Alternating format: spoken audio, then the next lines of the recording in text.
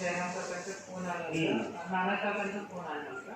त्यांनी मला म्हटलं की बघ कसं काय हा विषय आजच्या तारखेला अमरावतीमध्ये आजच्या तारखेला म्हणजे आधीपासून आपण त्या ठिकाणी कोविड सुपर स्पेशालिटीमध्ये आणि इरविनमध्ये तिथे आपण ऑक्सिजन सप्लायचं मोठं युनिट तिथे केलेलं आहे. नाही आम्हाला तर चारही ठिकाणी 40 फ्लोअरवर ऑक्सिजन करता येतं का असा आमचा विचार सुरू होता. कारण काय कधी काय होणार आहे हे माहिती नाही आपल्याला. फक्त वातावरण काय बनवलं जातं आणि असलियत काय आहे याच्यामधला थोडासा फरक. पण there is a thin partition between them. We need to understand that. हा आहे तर एव्हरीबडी इज ट्राईंग. तुमचं म्हणणं आहे इन्क्रीज करायचं ते नक्की इन्क्रीज करावंच लागणार आहे आपल्याला. पुढच्या काळामध्ये अजून यावं लागतं. पुढच्या 2 दिवसाची व्यवस्था आहे. सुपर शूट आपण जेव्हा सुपर शूट केलं तेव्हा आमच्याकडे होते 80 सिलेंडर. हे आहे मईची जूनची गोष्ट. आमच्याकडे 450 जम्बो सिलेंडर्स आहेत. ते भरून देत आहे. तेव्हा आपण फोन केलं होतं त्याचा फोन होता देशूचा फोन होता की आपल्याला लिक्विड ऑक्सिजन टँक असायला पाहिजे.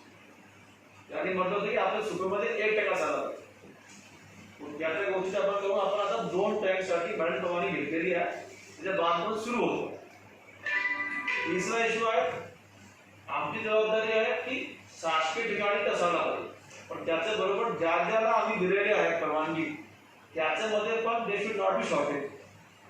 आता गाडी म्हणा किंवा तुमच्या कोणत्याही फॅक्टरीची कोणतीही इक्विपमेंट म्हणा त्याच्यात ब्रेकडाऊन केव्हा होणार आहे तो सप्लाय पण सांगू शकणार. पण ब्रेकडाऊन झाल्यानंतर त्याची व्यवस्था केली पाहिजे ते आपली जबाबदारी आहे. सो तेव्हा त्यांना सांगून नागपूरवरून देवलीवरून ज्याचे अंडर युटिलाइज प्लांट्स आहेत त्याच्यामधून आम्ही नाही घेतलं. त्याच्यामध्ये आलो सर्व प्रायव्हेटला सांगितलं तुम्ही प्रायव्हेटला दे आमची व्यवस्था आम्ही करतो. तर तेव्हा आपण नागपूरवरून 2 जण आम्ही मागितलं so that they should not be shortage of private. पण कोई भी चीज को मी बस कैसे सांगतो breakdown can be happen anywhere. Line कुठे जाऊ शकते. आज आपको लगता है उनका प्लांट खराब हो कहीं भी हो सकता है पर उसका दूसरा ऑल्टरनेटिव क्या है आपको जानो. अब आज जिस सप्लाई जहां से इनको होती है लिक्विड ऑक्सीजन की त्याच्याशी बोलतो मॅडम त्याच्याशी बोलतो. अब त्याचा म्हणणं असं आहे आज नागपूरमध्ये एवढी डिमांड प्रचंड वाढलेली आहे की त्याला स्वतःला प्रदूषण वाढलेलं आहे. and he is not able to increase his production capacity. तो देतील 3 दिवस देतील 4 टँकर देतील. पण आता हे आपली जबाबदारी कोण आहे. आता ऑल्टरनेटिव्ह शोधायचं आहे शोधावं लागेल. जिसकी जितनी कैपेसिटी है उससे बढ़ा के वो कर सकता है बट उससे 3 बार वो एकदम से नहीं कर सकता. So how we can use it how we can manage it त्याच कळलं पाहिजे. सो आता मॅडमचं म्हणणं असं आहे की भविष्यामध्ये आपल्याकडे हे जाऊ द्या कोविड पण कधी तिथं कंटिन्यू पाहिजे. त्यामुळे आपण 2 ऑक्सिजन टँक लावतोय. लागले आता पुढे पण भरू औरंगाबाद भरू किंवा याच्यावर भरू पण तशी व्यवस्था पण करतोय. आज त्या समय में ऐसा है कि we have told to all private hospitals की त्यांनी आपल्याकडे 1 दिनचा बफर ठेवा. जसं आम्ही प्लॅन करतो आहे आमच्याकडे कालपर्यंत 400 सिलेंडर होते. आज आम्ही त्याला 500 पण जातो सिलेंडर्स. आमचं डेली कन्झम्पशन आहे 250चा. पण 1 दिवसचा बफर आम्ही सांगतो ठेवा जेणेकरून हे आला लगेच भरलं. अगोदर कसं व्हायचं किसी के पास नहीं 12 घंटे 14 घंटे 20 घंटे कितना रहता है. उसमें ये क्या करते हैं खाली सिलेंडर लेके जाते हैं इमीडिएट रिफिल करते हैं वापस घर के लाके देते हैं. तो अभी सभी प्राइवेट हॉस्पिटल में अपन बोलते हैं कि 1 दिन का आप स्पेयर रखो अपने पास जेणेकरून काय घडलं तर you should be able to manage. पण असं नाही आहे की एकदम शॉर्टेज मुळे करायचं पोहोचता कहीं पे. अब इस वक्त दया सागर मतलब टीवी से दया सागर सारा काम करते हैं. अब ठीक है एक आता उनका बॉल का फॉल्ट हो गया फॉल्ट का रहता है. आप भी किसी का भी अगर व्यवसाय है किसी का कुछ काम है आपके घर में भी कुछ भी फॉल्ट हो सकता है. 24 तास इंटू 5 मंथ्स ये तो 30 दिवस इंटू 24 तास फिर इंटू 5 मंथ्स मतलब 150 इंटू 24 का कोई फॉल्ट ही ना हो इट इज वेरी टफ. एका ठिकाणी टेक्निकल फॉल्ट होऊ शकतो आहे, ते सुधारण्याचा पण प्रयत्न करतो आहे, ते फॉल्ट येऊच नाही तसा पण प्रयत्न करतो आहे, पण शेवटी इट इज मशीन।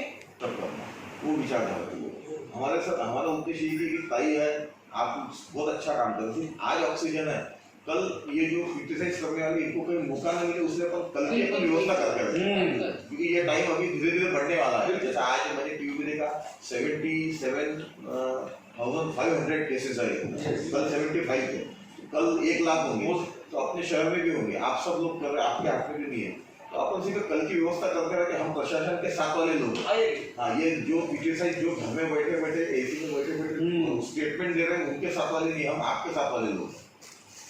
आपलं काम शासन आणि समाज याच्यामध्ये आपण यांची जी कामं आहेत ते आपण समाजाला सांगायची, गैरसमज दूर करायची, त्यासाठी हेल्पलाईनचा जन्म आहे। लोकांची सेवा करणं, लोकांचा जीव वाचवणं, याच्यामध्ये मतदारीचा काही संबंध नाही, राजकारणाचा संबंध नाही, या ठिकाणी माणुसकीचा संबंध आहे। यामध्ये आपले सगळे लोक हिंदू पक्षाचे किंवा मुसलमानसुद्धा 250 मुसलमान आपले हेल्पलाईनचे मेंबर आहेत। यांच्याद्वारे आपण समाजामध्ये प्रसिद्ध झालो आहे। हेल्पलाईन म्हटलं की सगळ्या लोकांचा 100% विश्वास आहे, तर माहीत आहे की हे लोक काम करणार आहेत, यांच्याकडे आपण पाहिलंच पाहिजे, म्हणून आपल्याला उत्साह आहे। आणि कलेक्टर साहेबांना आम्ही सांगितलं की नॉन जी गव्हर्नमेंट ऑर्गनायझेशन आहे ती आपली त्याला आपण समजावं, आणि समाजामध्ये गव्हर्नमेंटबद्दल काही गरज असतील चांगले काम करतायत ते त्यांना समजून सांग, विनाकारण कोणाचे क्रिटिसाईज करणं हा मुद्दा आज नाही, हा मुद्दा आहे त्याचं आयुष्य वाढवणं, ते जीव वाचवणं। विनाकारण एका गोष्टीवर क्रिटिसाईज करत बसणं आणि तेच वाढवणं हा आजचा मुद्दा नाही। आज आपण या ठिकाणी बसलो आहे लोकांचे जीव वाचवण्याचा आहे, हा मुद्दा आहे, मेन मुद्दा। आम्ही लोकांचा जीव वाचवण्यासाठी आधी बसलो, ताईने लगेच सांगितलं 5 मिनिटात उद्या मिटिंग करू, याला म्हणते का, म्हणून आम्ही तुमचा आभारी आहे मॅडम। आज या ठिकाणी मॅडमनी आणि कलेक्टर साहेबांनी जे काही एकंदर सांगून राहिले आहेत त्याची कल्पना आली की हे किती काम व्यवस्थित भविष्य जाणून आजच्या परिस्थितीत कसं करावं हे पद्धतशीर सांगून राहिलं। त्याचा अभिमान आला अमरावतीला, अमरावतीमध्ये असे लोक आहेत म्हणून लागू घ्यावं। शासन आणि समाज यामध्ये काम करायचं, आणि त्यात एक सूचना आहे की कॉलेजमध्ये जे एकंदर जवान पोरं आहेत NSSमध्ये त्यांची इच्छा आहे काम करणं, त्याला प्रतिज्ञ करणं, उत्साहित करणं हे आपलं काम आहे। आमची मुलं आहेत 500 लोक मी द्यायला तयार आहे। 3 गोष्टीचा एकंदर जे बंधन आहे ते पाहून काम करायला तयार आहे। प्रत्येक कॉलेजमध्ये NSS आहे, त्यामधून जरी त्या 30-40 पोरं घेतले तर किती लाखो लोक होती, त्यांचासुद्धा आपण उपयोग करून घ्या प्लीज। बिलकुल तरुण जे वर्ग आहे त्यांना दाबून नका ठेवू, तो आपल्या खेळाच्याद्वारे ती शक्ती करून राहिला, तो मग पाहतो पोलीस आहे फळ करणं, असं न होता ते शक्ती देश सेवासाठी आणावी, उपयोगात आणावी। प्रत्येक कॉलेजला आपण जर सूचना दिल्या तर ते जरूर 30-40 मुलं आणि जवान NSSचे बच्चे ते येऊ शकतात, ते समोर येऊ शकतात, काम करू शकतात, त्यांच्यावर तुम्ही विश्वास ठेवा। विश्वास हा महत्त्वाचा मुद्दा आहे, आणि त्याची शक्ती पद्धतशीरपणे मार्गात लावण्याचं हीच वेळ आहे। नावच आहे राष्ट्रीय सेवा, राष्ट्राची सेवा याच वेळा करायची आहे। पण कॉलेजमध्ये तरुण वर्गाला आपण या ठिकाणी आणावं, त्याचा उपयोग करून घ्यावा, आणि 3 गोष्टी सांभाळून त्याला काम करायचं, ही नंबर 1। आपल्याला ऑक्सिजनचा एक पास झाला, पण जर 3 गोष्टी साहेबांनी म्हटलं, मास्क वापरणे, डिस्टन्सिंग ठेवणे आणि सॅनिटाईज करणे, ज्याला जर लागायलाच होणार नसेल तर येणारच नाही, तर येणारच नाही, त्यात भासणारच नाही। सो हे जे प्रिकॉशनरी मतलब म्हणता येत ना, I think that is very important. तसं झालं तर आय थिंक ऑटोमॅटिकच सगळं कंट्रोल. रोग प्रतिकार शक्ती हा मेन पॉईंट. काय जरूरत नाही औषध विचारली. रोग प्रतिकार शक्ती पाहिजे, त्यासाठी व्यायाम पाहिजे. व्यायाम हेच अमृत आहे. याच्यात पण माणूस समोर जाईल, हे लक्षात ठेवा. आपल्या पूर्ण घरात दाबून त्याला तुम्ही मारू नका. त्याला समोर येऊ द्या, त्याला सेवा करू द्या. ही सेवा करायची वेळ आहे राष्ट्राची. इकडे तुम्ही संवेदन लागते. तुमचे जवान पोरं असतील घरी, त्यांना बाहेर काढा. या 3 गोष्टी पाहू आणि काम करायला लावा. हेच आमचे हेच नाही.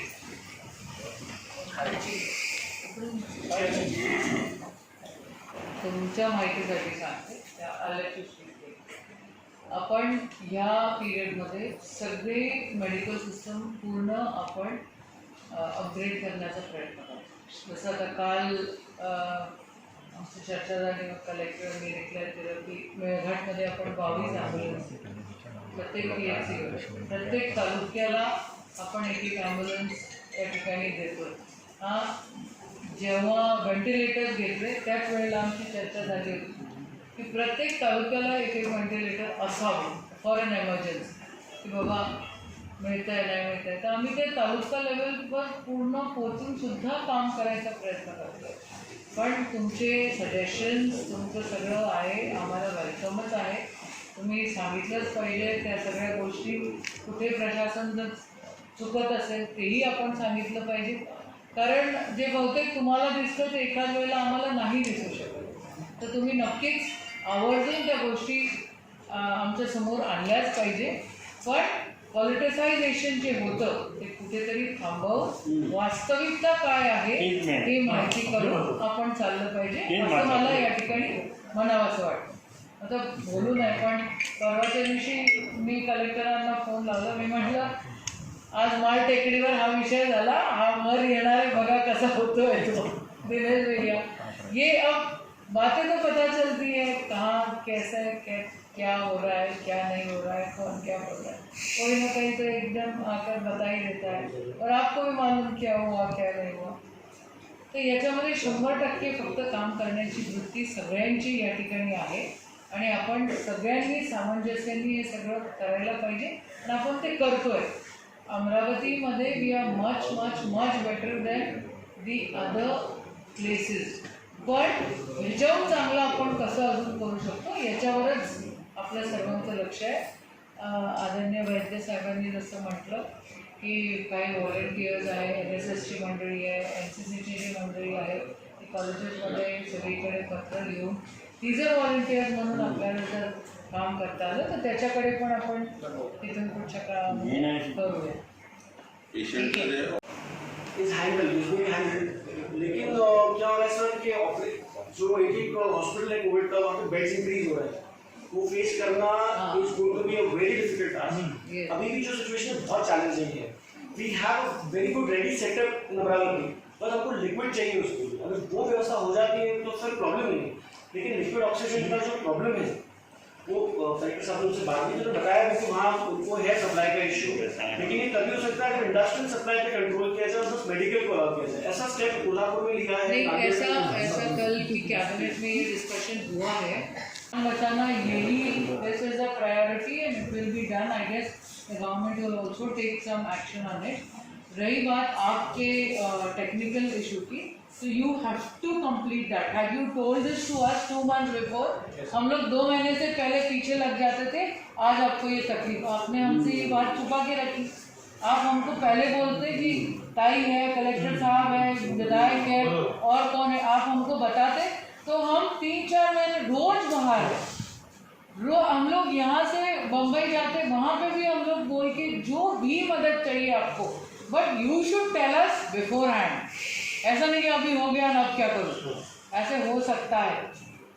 तो ये करना पड़ेगा, आपको मदद करनी पड़ेगी. अब आपने 2 महीने पहले बता देता, technically would have been sound today.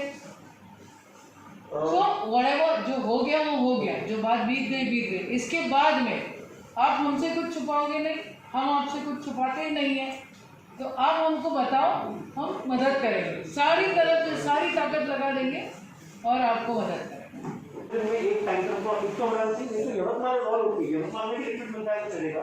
लेकिन आज हमको जो सप्लाई का कमिटमेंट मिल रहा है वो बोल रहे हैं कि एक 7 days नॉर्मली और बहुत ही ज़्यादा तो 5 या 6 दिन में एक टैंकर भेजेंगे, which is completely insufficient। तो हम लोग जो चैलेंजिंग सिचुएशन आज फेस कर रहे हैं वो कंटिन्यूस फेस करना थोड़ा डिफिकल्ट है। 100 सिलेंडर्स लागतात तिथे आपण 150 ठेवायचं, परंतु जी कंडिशन आता वाढत आहे त्यामुळे आपण तुझे second What exactly is happening and what you want, we will see that वो उसका ड्यूरेशन कम हो, 2 दिन में एक बार, 3 दिन में एक बार तो हमको सकता है, तो we'll see to that. But give us a technically draft of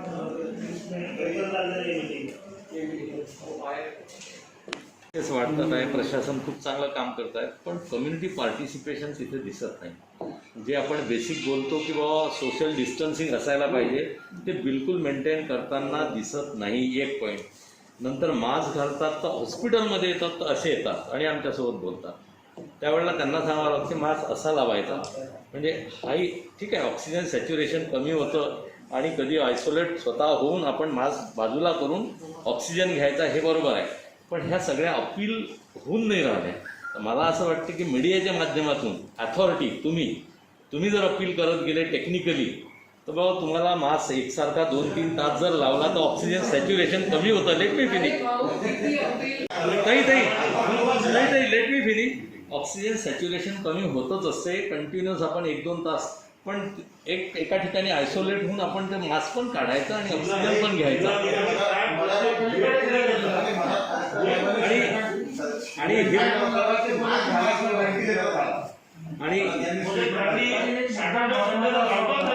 त्यांची विचारधारा आहे त्याचा कंट्रोल होता की एक मुद्दा महत्वाचा आहे आपला, प्लाज्मा थेरेपी की एक यादी साहब होनी है। हाँ वो यादी है और वो क्या हो रहा था उसका एक आह्वान होना चाहिए आपकी तरफ से जनता के लिए कि इससे कोई दिक्कत नहीं आएगी और लोगों ने उसके लिए आगे आना चाहिए करके, क्योंकि उनके दिल में एक डर है। मेडिकली कोई उन्हें करना उनको प्रॉब्लम नहीं है, उनके दिमाग में ये बैठ गया कि प्लाज्मा देने का अपने नया साहब को बोलो या और एसीपी बोल के साहब महोदया, प्रशासनाचं आरोग्य प्रशासनाची अशी थोडीशी गोष्ट झाली आहे की पहिला पेशंट निघाल्यापासून त्यांनी पेशंटचं नाव, पत्ता, मोबाईल नंबर हे घेतलं, नोट घेतलं, ठीक आहे। 2 महिन्यापासून 3 महिन्यापासून आम्ही प्रशासनाच्या मागे लागतो, पण आता तरी एनरोलमेंट करा की रुग्णाच्या नावासह ब्लड ग्रुप घ्यायचं। आता बरे झालेले जे रुग्ण आहेत ते देवाच्या भूमिकेत आले आहेत, तर त्यांच्या प्लाझ्मामुळे त्यांच्या ब्लड ग्रुपचा माणूस जर ब्लड मॅच झालं तर त्याचा जीव वाचवण्याची काही शक्यता वाढवते। आता 15-20 दिवसापासून सुरू झाला, आम्ही बेसिक वर्क त्याच्यावर केलं, तर जेवढी यादी आहे तिला प्रशासनाकडून घेतली आणि प्रत्येकाला फोन करण्याचा प्रयत्न केला आणि त्यांना प्लाझ्मा दान करण्यासाठी मोटिवेट करून दिली। त्याच्यापैकी 80% लोकांनी तर रिस्पॉन्सच दिला नाही, उरलेल्या 20% लोकांपैकी निम्म्या लोकांचे नंबर चुकीचे आहे। तर त्याच्यामध्ये महापालिका प्रशासन हे चांगलं कर्तव्य बजावू शकते, कारण का प्रत्येक रुग्ण निघालेला आहे त्याचं घर, त्याचा मोहल्ला सॅनिटाईज करण्यापासून सर्व काम महापालिकेने केलेलं आहे, म्हणजे प्रत्येक पेशंटचं डोअर टू डोअर आपल्याला माहिती आहे। जर तिथे जाऊन प्रत्येकाने आपल्या यंत्रणेच्या मार्फत त्यांचा ब्लड ग्रुप निहाय एक डबल एक्झरसाइज केली तर आपल्याजवळ किमान बरे झालेले रुग्ण किती आहे आणि स्वस्थ रुग्ण किती आहे याचा डाटा येऊ शकतो, आणि त्या डाटाच्या माध्यमातून काही सामाजिक प्रभाव आमचा, हेल्पलाईनचा, काही सोशल एनजीओचा आणि काही IMA म्हणा ते डॉक्टर होते यांच्या माध्यमातून त्यांचा जो अज्ञान आहे का बाबा प्लाझ्मा आता ते ऑल झालेले पेशंट आहे, आम्ही एक दिव्य पार करून आलो, आता आम्हाला भांडवली पाहिजे, या भांडवलीतून त्यांचं ब्रेन वॉश करून त्याच्यापैकी नाही 3-4 हजार पेशंट निघाले तर 1000 लोक 500 लोक जरी तयार झाले, वेगळ्या वेगळ्या ग्रुपचे 20-20 डोनर जरी तयार झाले, 10,000 डोनर तरी तयार झाले, हे भविष्यात लोकांचा जीव वाचवण्यासाठी एक आपल्याजवळ ॲसेट आहे, एक यंत्र आहे। एवढी नवीन गाईडलाईन हा हे कधी होईल जेव्हा आपल्याजवळ डाटा आहे, कोण्या तारखेला भरती झाला, कोण्या तारखेला डिस्चार्ज झाला, सगळं डाटा आपल्याजवळ राहील ना। एक मिनिट ऑलरेडी लिस्ट आहे तुमच्याजवळ, तर फोन नंबर ॲड्रेस आम्हाला द्या। नागपूरची कमिटी आहे त्यांची, 5-6 जण त्यांना अनुभव आहे, त्याला माहिती आहे, त्याचं वजन आहे, तो आणखी तंदुरुस्त ठेवा आणि आपली लोक त्याला आपण समजावून सांगू, ते आमची जबाबदारी आहे. वाटला जीव त्याचा है ना. तुम्ही राहा, तुम्ही आपले मी बाबू आहे, आपले खांडेकर आहे, आपले तिरस्कार आहे, ते आमची जबाबदारी. तुम्ही पण आम्हाला ही द्या, तुमच्यावर काम करणार, पण तुम्ही आमच्या मागे आहे, ठीक आहे काय.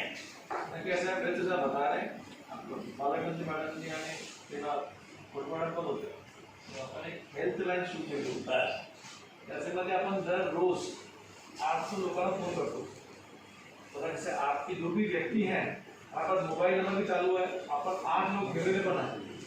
ते सध्याच्या ओ पॉझिटिव्ह बी दुसरे घेतले पण आहे. सिर्फ इतना असा आहे जहाँ पे कन्व्हिन्सिंग रहेगा, असं आम्ही बोलले यायचं तर तुम्ही पण सगळ्यांना केलं तसं करू. आपके जो भी 2-3 लोग हैं, अपने सेल बनाया हुआ यहाँ पे सिविल हॉस्पिटल के अंदर, त्याच्यामध्ये एक सेपरेट रूम बनवलेला आहे आपण, जे पण दिवसभर फोनच करतात, तुमचं कामच करते हैं.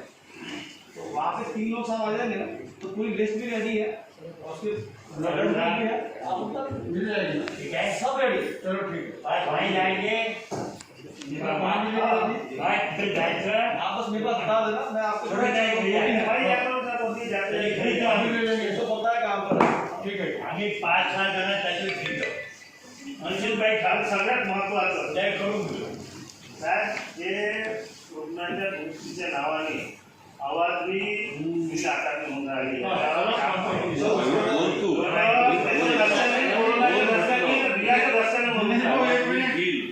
ऑक्सिजन सिलेंडरची किंमत किती आहे? 310 रुपये. 310 रुपये यांनी सांगितले आम्हाला आता. परंतु जेव्हा ऑक्सिजन पेशंटला लागतो तेव्हा कुटुंब सगळं घाबरलेलं असतं आणि ते बिल ऑक्सिजन सिलेंडर लागलं म्हणून किती येते हे जर काही लोक ते बिल पाहिले तर आश्चर्य वाटलं. नाही त्याच्यात काहीसा कमी नाही केलं. 2 लाख रुपये पहिलं जमा करा पेशंटसोबत, नंतर तुम्हाला ट्रीटमेंट सुरू करू, असंही कमी त्याच्यामध्ये हे चालू केलं. आपण धोरण सुरू केलं. डॉक्टर रोहित चोरडिया बोलो. चोरडिया साहब बोलता था, एक पेशेंट के एडमिट होता है डिसफेक्टेड होके हॉस्पिटल में, एक 7.5 सिलेंडर में जम्मू सिलेंडर रखा है. हमारा रिक्वायरमेंट करीब 100 सिलेंडर रोज का हो चुका है. एक पेशेंट को 15 से 20 लीटर, 1-2 किलोमीटर से ऑक्सीजन लगाकर 30 लीटर ऑक्सीजन पर मिनट जाता है. In spite of being 310 rupees charges है, we are paying around 24 lakh rupees for 1 month for cylinders refilling and recharging. एक पेशेंट अगर किसी बोलता है कि एक सिलेंडर लाओ पण एक पेशेंट को 15 मिनट में 1 सिलेंडर खत्म होता है मैम. 15 से 18 मिनट में 1 सिलेंडर पेशेंट पूरा ले लेता है with 15 to 20 litre of oxygen रहता है. एनीवेज वो तो ये बात हो. हाँ, आपके यहाँ मैडम ने पहले भी एक कमेटी का गवर्नमेंट ऑफ महाराष्ट्र से लेटर निकलवाया, जिसके अंदर कौन सी रकम किसमें कितनी आकारणी, और वो सब के सब जीआर सभी के सभी हॉस्पिटल के वहां पे लगाया. उसके बाद मैडम ने बोल के सभी के अंदर एक कमेटी गठित करवा. आपके पास जो भी कंप्लेंट आप रिटर्न में दे, उस कमेटी के मेंबर के अंदर महानगर पालिका के लोग हैं, आरोग्य विभाग के लोग, और उसके अलावा भी एक महात्मा ज्योतिबा फुले करके एक योजना है, उसके भी कोऑर्डिनेटर लोग आ रखे हैं उसके अंदर, कि जैसे वो इंश्योरेंस चेक करते हैं वैसे इसका बिल भी चेक है. तो गवर्नमेंट ऑफ महाराष्ट्र के जो गाइडलाइंस है उसके अंदर कौन सी चीजें इंक्लूडेड है और कौन सी चीजें इंक्लूडेड नहीं है, वो एक बात देखिए. You give me 5 सैंपल केस और उसकी मैं डिटेल तपासनी करते हैं. अगर वहां पे आवाज ही लगाया you will see that action he take. नाही अवाजवी बिलं देणाऱ्या हॉस्पिटल्सला सोडल्या जाणार. लेखी कंप्लेंट झाल्या पाहिजे. संबंधित सूचना यांच्यावर याची काही दर आहे. आपण 2 दिवसाची वर्तमानपत्रात आपण दिली आहे. संबंधित रुग्णालयात असावा. ते जी आर आहे ते कंपल्सरीच आहे. आणि एग्री आपने बोला वो एग्री, और अभी भी 2-3 हॉस्पिटल लोग यहाँ पे आ रहे हैं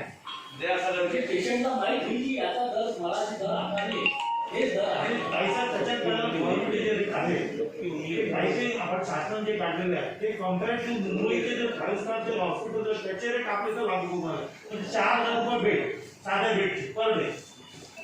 पण तिथे ते फॅसिलिटीज नाही आपल्या इथे त्या कॉन्ट्रॅक्टमध्ये. तर कुठंतरी आता विचार केला पाहिजे असं वाटतं. हे सूचना म्हणून महात्मा ज्योतिबा फुलेची जी योजना आहे त्या योजनेमध्ये कसं होतं, पेशंट गेला तिथं तर पहिल्यांदा त्याचं काय म्हणतात सिटी स्कॅन करा, एक्सरा काढा, ब्लड तपासा, त्याचे पैसे पहिल्यांदा म्हणजे 10,000 रुपये 15,000 रुपये सरासरी त्याचे घेतले जाते. मग तुमचं ते अगर आजार त्यामध्ये बसत असेल ते आम्ही मुंबईला पाठवू आणि त्याच्यानंतर अगर मंजूर झाला तर आम्ही तुमचं त्याच्यामध्ये त्या योजनेमध्ये बसू. म्हणजे जो आजारी आहे, जो म्हणजे पेशंट आहे, त्या पेशंटचे सरासरी 15,000 ते 20,000 रुपये पहिल्यांदा खर्च होतो आणि नंतर मग त्याच्यामध्ये दाखवलं जाते की बाबा तुमचं बसतं की नाही बसत. म्हणजे हा जो विषय आहे आल्याबरोबर त्या पेशंटची ट्रीटमेंट जी आहे ते आपल्या आजारामध्ये बसूनच घेतली पाहिजे असं आमचं मत आहे. आणि कुठल्याही दवाखान्यामध्ये काय होते की त्याच्या ज्यावेळी एखाद्या हॉटेल 5 स्टारमध्ये त्याचे रेट आहे एखाद्या त्या ठिकाणी गेल्यानंतर राज्याकडे सूचना संदर्भात ही बैठक इथे आयोजित केलेली आहे आणि त्यांना माननीय पालकमंत्री, माननीय आमदार साहेब आणि माननीय जिल्हाधिकाऱ्यांना त्यांच्या सूचना करायच्या त्यासाठी बैठक आहे. कृपया त्यांना त्यांच्या सूचना मांडण्याची विनंती होती. दुसरा एक विषय महत्त्वाचा असा आहे, वळरूडचे 2 पेशंट अमरावतीला सुपर स्पेशालिटीला ॲडमिट होते कोराटे म्हणून. सिम्पटम्स काहीच नाही. ग्रामीण भागामध्ये असं चित्र निर्माण झालं आणि शहरी भागातही काही कुठलाही आजार असो, कलेक्टर साहब तो पहले उसको कोरोना की टेस्ट कर, डॉक्टर लोग हाथी लगाने को तैयार नहीं. तो इससे एक पूरे जिले में एक और अलग से डर पैदा हुआ. सही बात. मुझे उसको कोई कोरोना निगेटिव रहने के बाद में भी उसकी ट्रीटमेंट नहीं हो रही. जो बोलते बस कोरोना कोरोना ऐसा ही चल रहा. अगर कोई ट्रीटमेंट करने के लिए डॉक्टर आगे नहीं आ रहे, सुरेश भाऊ बरोबर आहे. तर ही काही वस्तुस्थिती आहे. म्हणजे ग्रामीण भागामध्ये सुद्धा हेच चित्र निर्माण झालं. त्याला गरीब माणूस असतो तो, म्हणजे मजूर वर्ग आहे आणि ग्रामीण भागातले. आता ये कौन सी सिस्टम है ये भी समझ में नहीं आ रहा जिलाधिकारी साहब. ग्रामीण भाग में कोई अमीरों को कोरोना हो ही नहीं रहा जिसकी परिस्थिती अच्छी आहे. तुम्ही ऐकून घ्या.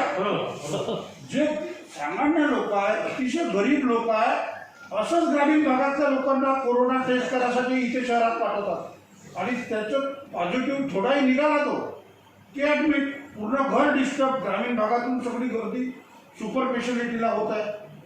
तो इसमें से कुछ आह्वान अपने तरफ से अगर होगा कि उसकी वहीं पे ट्रीटमेंट की जाए, उसको मदद की जाए, डॉक्टर लोगों ने हेल्प करना चाहिए ताकि उसको कोरोना पेशेंट करके एडमिट मत करा दो.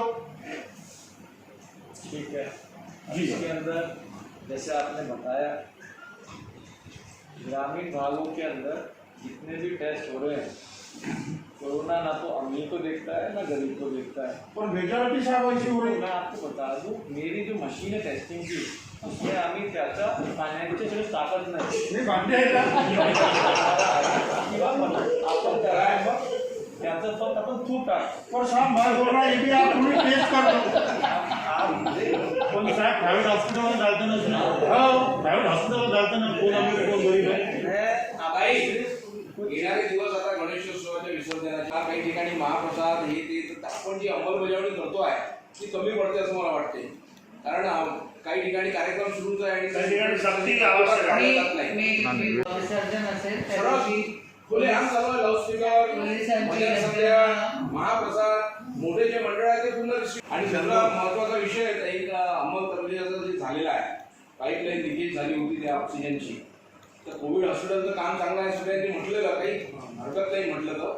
पण एक महेंद्र पगारे म्हणून सेंट्रल जेलमध्ये अधीक्षक होते, ते सुद्धा त्यांना मोबिलिटी होऊन आम्ही अनेक वेळा फोन करून तरी त्या ठिकाणी उपचार झाला नाही, शोकांतिक आहे. म्हणून माझी अशी विनंती आहे की काम जरी चांगलं असेल तर अशा 2-3 केसेस आम्हाला आढळल्या की तिथं अतिशय दुर्लक्ष झालेलं आहे. आणि पाईपलाईन लिकेज झाल्यानंतर मग ते त्या दयासागरमधून त्या तिकडे हे झालं तर स्टेटमेंट आहे यांचं रविभूषण सरांचं की बा पहिलेच तो कोमामध्ये गेला होता आणि त्याची परिस्थिती अतिशय खालावली होती, आम्ही काहीच करू शकलो नाही. त्यामुळे अतिशय बजरंग बाबा इतकं जोरदार काम करून राहिले. सगळ्यात महत्वाचं इतके बिझी असून फोन करतात आणि फोनवर स्थिर वातावरण सगळं आहे. ठीक आहे. कोणी हां बोल. Hospital for almost 15 days and we हमारे पाइप लीकेज होता लेकिन हमको ऑल्टरनेट था, लेकिन वो बेल्टी के लिए बहुत कंजप्शन होता ऑक्सीजन का. फिर एट द सेम टाइम हमारे पास में 15 लोग ऑक्सीजन पे था. मेरे किसी को 30 लीटर्स जा रहे थे, किसी को 15 लीटर्स, तो बहुत कंजप्शन होता था. तो इसको हमने सर को भी बताया, उनको रिलेटिव्स को बताया हमारा ऐसा प्रॉब्लम हो रहा है, आपने कुछ इसको शिफ्ट करने का सोचने के लिए. इसके पहले भी 2-3 बार बोला था, उनको कंडीशन बहुत खराब था. ऐसा नहीं मैंने पहले से भी एकदम ऐसा नहीं हुआ, उनको कंडीशन पहले से बहुत खराब था. तो हमने 2 बार मैंने रेगुलर सर को भी बताया कि कंडीशन अच्छा नहीं है, आपको शिफ्ट कर सकते हैं, इसे दूसरा हॉस्पिटल में हुआ ना. ऐसे उनको 20 ऑक्सीजन से 90-93 वरी होता है. अगर एक बार 20 निकल जब उनको खाने का नहीं तो एकदम उसको 60 में आता था. 70 मैंने 60 के बीच में उनको फ्लक्चुएशन होता था. तो जब भी हमारे घर से आया, अभी ना प्रतिदिन पत्र में आया है हमारे लापरवाही से ऐसे हो गए करके, लेकिन जब भी उन्होंने गया हमारे हॉस्पिटल से तो हमको सबको बताया, हम 2 दिन में तो हमको उन्होंने बताया हमको वापस उधर नहीं भेजने का, हम उधर ही रुकने के लिए. तो हमने बोले हमको थोड़ा ये प्रॉब्लम है, जब भी सॉल्व हो जाएंगे आपको वापस हम ले जाएंगे, आज ऐसा भी बताया था. तो मैंने बोला ठीक है मैडम हम जाएंगे, फिर हमारे सबको बड़ा blessing they. So we don't doubt your capacity. We all have to be. तुम्ही जे प्रश्न मांडला तो बरोबर आहे की म्हणजे याच्यात काही राजकारण करून झालं, पक्षच करून राहिला. त्या साहेबांना त्या आम्हाला त्याचा अनुभव आलेला आहे आणि अर्ध्या लोकांना अनुभव आलेला आहे आणि ते तसं टेम्पो तयार करून राहिले मीडियामध्ये की सिच्युएशन बेकार आहे वगैरे वगैरे वगैरे, किंवा अशी भीती कोरोनाची निर्माण करून राहिले किंवा रेट वाढला असं होऊन राहिलं. पण एक वस्तुस्थिती अशी आहे की वारंवार आम्ही सुचवण्यासाठी मानतो की खाजगी जे रुग्णालय आहे तिथे जेवणाचे दरापासून ते ॲम्ब्युलन्सच्या दरापासून जर तुम्ही एकदा जर तपासून पाहिले तर लोकांमध्ये कोरोनाच्या बिमारीसोबत आर्थिक जो विषय निर्माण झालेला आहे त्याची जी भीती निर्माण झाली आहे त्याच्यावर फक्त लक्ष ठेवा इतकेशी नव्हते ना. मी आता कन्क्लूड करू. माझी सगळ्यांना विनंती आहे या निमित्ताने, एक वेगळ्या परिस्थितीला आपण सामोरे जातो. आपल्या पूर्वजांनी बघितली नव्हती, आपली पुढची पिढी पण नाही बघणार, आपल्याला त्याला बघायला मिळतं. आणि खऱ्या अर्थानं माणसाच्या श्वासाचं महत्त्व, माणुसकीचं महत्त्व आपल्याला समजतं. आपण सगळ्यांनी आतापर्यंत डिस्कशन केलं, चांगलं डिस्कशन होतं, डिस्कशन झालं पाहिजे, बोललो पाहिजे. 2-4 गोष्टी आता तुम्ही बोललात की यंत्रणेला सांगा, मला सांगा यंत्रणा किती दिवसापासून काम करून राहिली? थकली मेंटेन, थकून गेले. आपण पण समजून घ्या. पण माफी नाही, त्यांनी जर काम केलं नाही तर माफी नाही. जसं त्यांनी काम केलं नाही तसं त्यांना माफी नाही. तसंच आपण जर शिस्तीत वागलो नाही तर आपल्याला पण माफी नाही. एका व्यक्तीचं, एका संस्थेचं, एका ग्रुपचं, एका नाही. सरकारने म्हटलं मीच माझा रक्षक, प्रत्येकानं. आता काल मी तुम्हा लोकांच्या कार्यक्रमाला बोलवलं आले, नाही बोलते बोलते गई गाडीमध्ये, ए मास्क पण आले, एक मास्क झाला रे, ए मास्क, मेरी गाड़ी दिखी कि मास्क कर, मेरी गाड़ी सामने गई कि मास्क वापस निकाल. एक इंसान की ये जिम्मेदारी नहीं है, ये सबकी जिम्मेदारी है. आणि प्रत्येकानं बघितलं पाहिजे, कुठे मेडिकली जर जास्त त्रास होत असेल, कुठं जर फीज ते हाईक करत असतील तर लेखी कंप्लेंट आपल्यापर्यंत आल्या पाहिजे. हेल्पलाईनपर्यंत आल्या तर हेल्पलाईननी सुद्धा आम्हाला ते सगळं कळवलं पाहिजे. आम्ही आमच्या स्तरावरनं जे जे ह्युमनली पॉसिबल आहे त्या सगळ्या गोष्टी करतो. पण याच्यातलं जे राजकारण आहे ते वगळून टाकावं आणि बाकीच्या गोष्टी आहेत त्याच्याबद्दल आम्हाला अवगत करावं. आम्ही नक्की त्याच्यावर ॲक्शन घेऊ. तुम्हा लोकांचे सगळ्यांचं मार्गदर्शन, सगळ्यांचा आशीर्वाद आम्हाला पाहिजे. नाही कळत काही गोष्टी, एखाद वेळेला राहून जातो. इथं कोण देव नाही आहे, जो प्लाझ्मा देतो तोही देव नाही आहे. सगळे आपण मनुष्य जातीचे आहोत आणि कोणाहीकडनं चुका होऊ शकतात. इन्स्टिट्यूशनल फेलियर्स कुठं पण होऊ शकतात. त्या सगळ्या गोष्टी टाळण्यासाठी आमचं तुमच्यामधलं कम्युनिकेशन ते नेहमीच व्यवस्थित राहिलं पाहिजे. समजा आम्ही फोन नाही उचलला तर SMS टाका, बोला. आम्ही आहोत, तुमच्या सेवेसाठीच आहोत. यंत्रणा पण आहे. कडक करायचं आता कडक नक्कीच करू, पण त्या ठिकाणी प्रत्येकानं शिस्तीत राहणं जरुरी आहे. प्रत्येकाची जबाबदारी आहे. ज्या ज्या व्यक्तीला समज आहे त्या व्यक्तीची जबाबदारी आहे हे सगळं समोर नेण्याचं. एक माणूस कोविड झाल्यावर आपण घाबरलो, मी तर घाबरली होती. आत्तापर्यंत आम्ही नाही, त्यावेळी 3 वाजता मला आज अरे नाही. तर ते किती झाले, तर त्यावेळेला जी भीती होती ती आपण भीती ठेवलीच नाही आहे. काय मार्केटमध्ये असतं काय, मग कोणाची जबाबदारी? मार्केट बंद केलं तर आमच्याकडे निवेदन येतात सुरू करा मार्केट. काल तर असं निवेदन आलं, काय म्हणे आता 500 लोकांच्या लग्नाची आम्ही जबाबदारी. नाही, त्यांची मजबुरी आहे, त्यांचं निवेदन रास्त आहे, पण कशी देणार? नाही दिली तरी आम्हाला ठोकून राहिले, दिली तरी आम्हाला ठोकून राहिले. कसं करायचं? म्हणून प्रत्येक आपला आपला रक्षक आणि प्रत्येक जण आमचे डोळे आहेत. आमच्याकडनं काय चुकत असेल तर आम्हाला ते अवगत करून द्यावे, आम्ही कारवाई नक्की करू.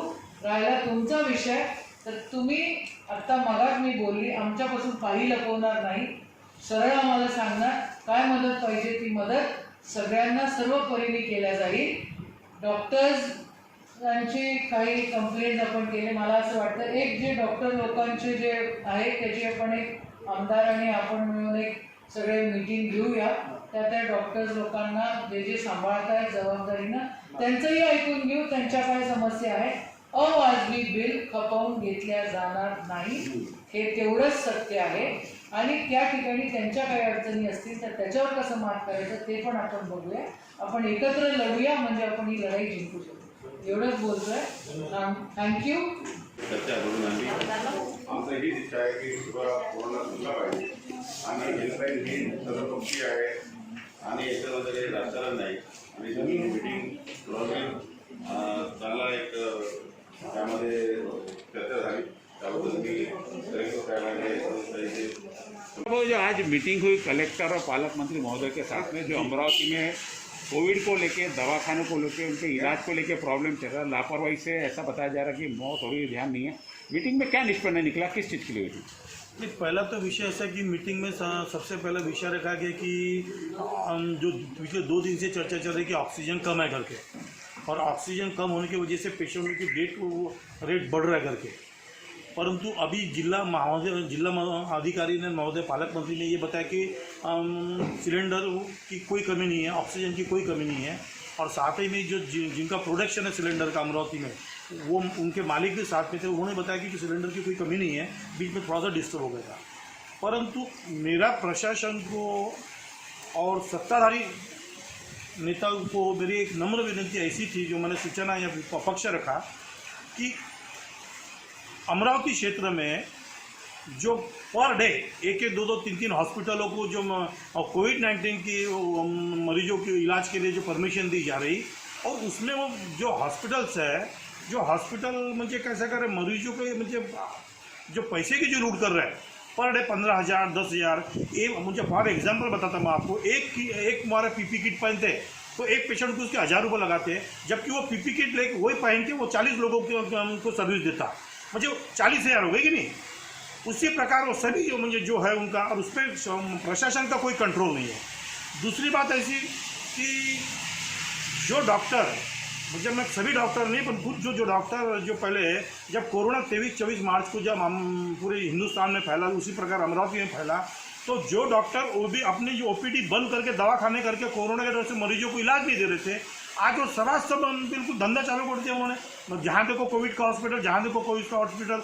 पहले एक पेशेंट की डेथ होती थी कोरोना से तो 1.5 किलोमीटर एरिया सील किया जाता. अब सिटी में कोविड का हॉस्पिटल बन गए, न कोई वहाँ व्यवस्था, न कोई पुलिस, न ट्रैफिक, किधर से भी एम्बुलेंस आ रही, किधर से भी जा रही, उनके पेशेंटों की गर्दी बढ़ रही, कोई नियंत्रण नहीं. और प्रशासन न किसी पेशेंट का ऑडिट कर रहे कि भाई इनसे 3 लाख रुपए कैसे लिए, इनसे 2 लाख रुपए कैसे लिए. अब तो हद बढ़ गई कि वो निजी कोविड हॉस्पिटल वालों ने क्या किया, पहले पेशेंट आए तो पहले 2 लाख रुपये जमा करो. मतलब सामान्य आदमी कोरोना से भी मर रहा, पैसे से भी मर रहा. और हमारी सूचना प्रशासन को, नेताओं को ये थी कि आपका कंट्रोल कैसा है बताओ. तो मेरे को जैसा पालक मंत्री जी ने बोला कि हम किसी को छोड़ेंगे नहीं, परंतु उसके रिजल्ट मिलने चाहिए. जब तक रिजल्ट मिलेंगे नहीं, तब तक लोगों का विश्वास प्रशासन पे कैसा रहेगा, ये बड़ा सवाल सामने उपस्थित हो रहा है। मेरी बार बार आपके मीडिया से माध्यम से प्रशासन को विनती की है कि अगर जल्द से जल्द इस पर अगर नियंत्रण नहीं रखा गया तो इसका स्फोट हो सकता है गाँव में, राज्य में। तो कृपया करके इसके ऊपर आप ज़्यादा ध्यान रखें और ये जो धंधा बना के रखा है कुछ कोविड-19 का डॉक्टरों ने, इन पर अंकुश लगाएं। यानी आपदा में जो सुअवसर लेना था, आपका कहना है कोरोना बीमारी नहीं का व्यापार बन गया। हाँ, मेरा मुझे सीधा सही व्यापार है, क्योंकि आप देखो मुझे अभी कई लोगों की ऐसी शिकायत है हमारे हेल्पलाइन के पास में, हमारे पास में, कि सादा निमोनिया भी होगा तो बोलते हैं आपको कोरोना के लक्षण है, आपको एडमिट करना पड़ता। और वहाँ पे देखो तो धंधा किस प्रकार बना है कि आप कोई भी प्राइवेट कोविड हॉस्पिटल में जाके देखो, कोई व्यवस्था नहीं है। जिस प्रकार से वो पैसे ले रहे हैं, और जो हमने मनपा आयुक्त से पूछा कि आपका क्या रेट कार्ड है शासन का, तो मुंबई की जो लीलावती के जो 5 स्टार हॉस्पिटल के रेट है वो अमरावती में लगाया जा रहा है। एक मंगल कार्यालय में सादा 800 रुपये का बेड लेके आया, 50 रुपये की किराए की गद्दी लेके आई, उस पर बेडशीट डाल दिया, लगा दिया 4000 रुपये रोज। तो ये क्या तरीका है? और जो आप लोगों को पैसे से भी मार रहे हैं, जबकि आपको मालूम है 5 महीने लॉकडाउन था, लोगों के पास में आर्थिक परिस्थिति बेकार है, कोई उद्योग नहीं, कोई पैसा नहीं है। ऐसी स्थिति में आप दोनों तरफ से हम लोगों को मारने की कोशिश कर रहे हैं।